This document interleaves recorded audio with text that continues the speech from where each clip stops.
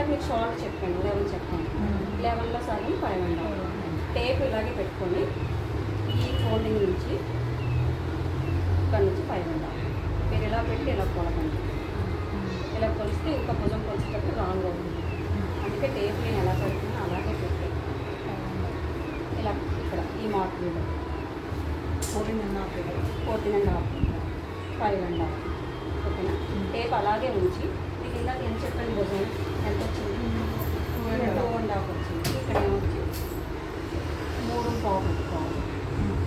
మీకు ఇటో కరించి ఖర్చుకోగా మీ భుజం మీకు ఉంటుంది. టేప్ ఇలాగే ఉంచాలి.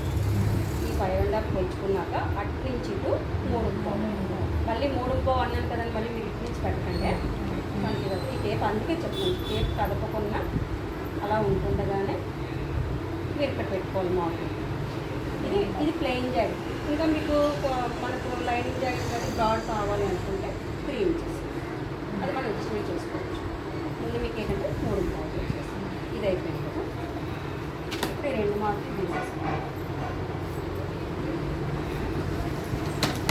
ఇప్పుడు ఇందాక స్లీవ్ కూడా చెప్పాను మీకు 10లో సగం 11లో సగం 5.5 చెప్పాను కదా. ఈ షోల్డర్ మార్క్ ఎక్కడైతే చేసామో ఈ 14.5 ఖర్చు దగ్గర నుంచి ఇటు రావాలి. 6 కాదు 5.5